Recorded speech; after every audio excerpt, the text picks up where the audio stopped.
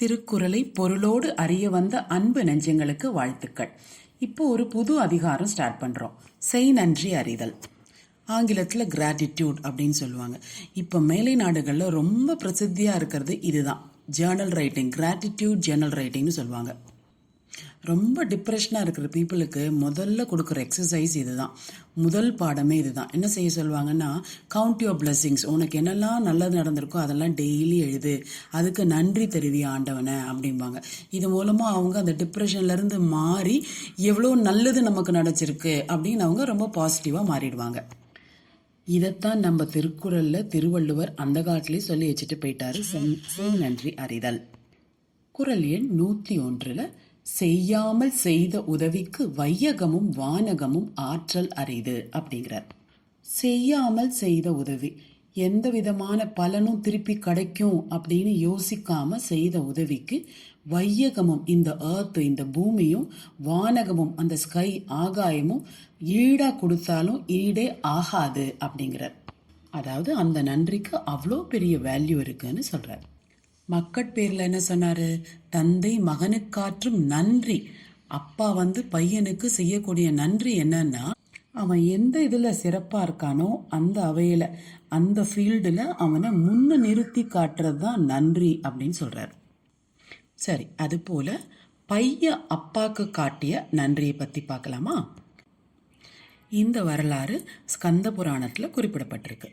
புண்டரீகன் அப்படின்னு ஒருத்தர், அவர் ஜானுதேவர் சத்யவதி அப்படிங்கிறவங்களுக்கு பையனாக இருந்திருக்கார். இவங்க அந்த பையனை நல்லபடியாக வளர்த்து ஒரு கல்யாணமும் பண்ணி வைக்கிறாங்க.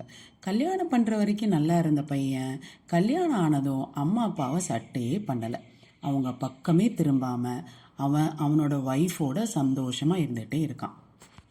ஆனால் இவங்க அம்மா அப்பாவுக்கு ரொம்ப வயசாயிடுது. அவங்களால சுயமாக அவங்களோட வேலைகளை செய்துக்க முடியல.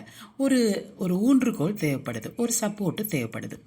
அதை பையன் செய்யாதனால சரி பையன் சந்தோஷமாக இருக்கட்டும், நம்ம அந்த காலத்துலலாம் என்ன, காசிக்கு போய் அப்படியே அங்கே இருந்து முக்தி அடைய பார்ப்பாங்க. அந்த எண்ணத்தில் நான் காசிக்கு கிளம்புறோம்ப்பா நாங்கள் 2 பேரும் அப்படின்னு சொல்கிறாங்க. இந்த மருமகளுக்கு காசிக்கு பார்க்கணுங்கிற ஆசை வந்ததுனால அவ சொல்கிறா, இல்லை நம்மளும் சேர்ந்து போகலாம் அப்படின்னு. சரின்னு 4 பேரும் கிளம்புறாங்க. இதில் புண்டரீகனும் அவன் ஒய்ஃபும் குதிரை மேலே வராங்க. அம்மா அப்பாவை நடக்க விட்டு கூட்டிகிட்டு வந்துட்டு இருக்காங்க. போகிற இடத்துலலாம் எங்கேயாவது ஒரு இடத்துல தங்குவாங்களே, அப்போ இவங்க 2 பேரும் நல்லா உள்ளே போய் தூங்கிடுவாங்க. அம்மா அப்பாவை குதிரையை பார்க்க வச்சுட்டு போயிடுவாங்க. இப்படி கடந்து வந்துட்டு இருக்கும்போது ஒரு ஆசிரமத்தில் தங்க நேரிட்டது. அது குர்க்கட மகரிஷியோட ஆசிரமம். அவங்க தூங்கிட்டு இருக்கும்போது திடீர்னு நடு ராத்திரியில் பெண்கள்லாம் பேசுகிற சத்தம், அவங்களுடைய அந்த கலகலன் வளையல் ஓசை அதெல்லாம் கேட்டு புண்டரீகன் வெளியில் பார்க்குறான். பார்த்தா அழுக்கு ட்ரெஸ்ஸு போட்டுட்டு ஒரு 4-5 லேடிஸ் அங்கே இருந்துட்டு அந்த ஆசிரமத்தை கம்ப்ளீட்டாக சுத்தம் பண்ணுறாங்க. உள்ளேயும் நல்லா சுத்தம் பண்ணுறாங்க. சுத்தம் பண்ணிட்டு அவங்க போய் அது பக்கத்தில் இருக்க நீரோடையில் குளிச்சுட்டு வெளியில் வரும்போது பார்த்தா அப்சரஸ் கன்னிகளாக இருக்காங்களாம், தேவதைகளாக இருக்காங்களாம். அவங்களுடைய ட்ரெஸ் எல்லாம் ரொம்ப நீட்டாகி அவங்களே ஒயிட்டாக வெள்ளையாக இருந்தாங்களாம்.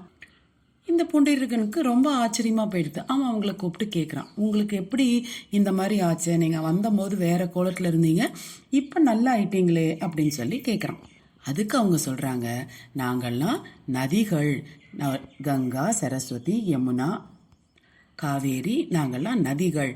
எங்ககிட்ட குளிச்சு மக்கள் அவங்களோட பாவத்தை விட்டுட்டு போகிறதுனால அந்த பாவத்தை தீக்கிறதுக்கு நாங்கள் இவரோட நீரோடையில் குளிச்சுட்டு இவருக்கு சேவை செஞ்சுட்டு போகிறோம். இவனுக்கு ரொம்ப இன்னும் ஆச்சரியமாக போயிடுது. அது எப்படி இந்த முனிவருடைய ஆசிரமத்துக்கு அவ்வளோ ஒரு சக்தி இருக்கும்னு கேட்டபோது அவங்க சொல்கிறாங்க, இந்த முனிவர் அவருடைய பேரண்ட்ஸை, பெற்றோரை ரொம்ப நல்ல விதமாக பார்த்ததுனால இவருக்கு இப்பேற்பட்ட சக்தி கிடைச்சிருக்கு அப்படின்னாங்களாம். அப்போ தான் புண்டரீகனுக்கு தான் பண்ண தப்பு உணர்ந்து நம்ம வீட்டுக்கு போனதுக்கப்புறம் அம்மா அப்பாவை நல்லபடியாக பார்த்துக்கணும்னு முடிவெடுக்கிறான். அதே மாதிரி அவங்க வீட்டுக்கு திரும்பி அம்மா அப்பா கிட்ட சொல்கிறான், நான் அவங்களே நல்லபடியாக பார்த்துக்குவேன், நம்ம தர்ஷன் முடித்து வீட்டுக்கே போகலான்னு. இவங்க வீட்டுக்கு போனதுக்கு அப்புறமா ரொம்ப நல்ல அம்மா அப்பாவுக்கு ரொம்ப நல்லா சேவை செய்கிறான். நம்ம கிருஷ்ணருக்கு தான் எப்போவுமே ரொம்ப தூய்மையான எந்த ஒரு நல்ல பக்தனையும் வெளிக்காட்டணுங்கிற ஆசை வந்துடும் இல்லையா? அதனால அவர் ஒரு நாள் வரார். வந்துட்டு அவனை கூப்பிட்றார், புண்டரீகா அப்படின்னு. வாசல் வரைக்கும் வந்தவருக்கு உள்ளே போக தெரியாதா என்ன? வாசலில் நின்றுக்கிட்டே கூப்பிடுறாராம். இந்த புண்டரீகன் என்ன சொல்கிறான்னா, கொஞ்சம் வெயிட் பண்ணுங்க, நான் என்னோட அம்மா அப்பாவுக்கு சேவை செஞ்சிட்ருக்கேன், சேவை செஞ்சுட்டு வரேன்னு சொல்லிட்டு ஒரு செங்கக்கல் எடுத்து வெளியில் போடுறான். அவங்க வீடு ரொம்ப சின்ன குடிசை தானே, அப்போ வெளியில் கொஞ்சம் மண்ணாக இருக்கும். அவங்க வீட்டில் சேர் இதெல்லாம் எதுவும் இல்லை. அதனால நிற்கிறதுக்கு வந்தவருக்கு நிற்கிறதுக்கு செங்கலை தூக்கி போடுறான். கடவுளும் அந்த செங்கல் மேலே 2 கையை இடுப்பில் வச்சுட்டு வெயிட் பண்ணுற மாதிரி நின்றுட்டு இருந்தாராம். அந்த இறைவனே நம்ம வீடு தேடி வந்து பொறுமையாக நிற்கிற அளவுக்கு ஒரு பெருமையை தரக்கூடிய இந்த நன்றியை நம்ம கண்டிப்பாக கடைபிடிக்கணும். வாழ்க தமிழ், வளர்க வையகம்.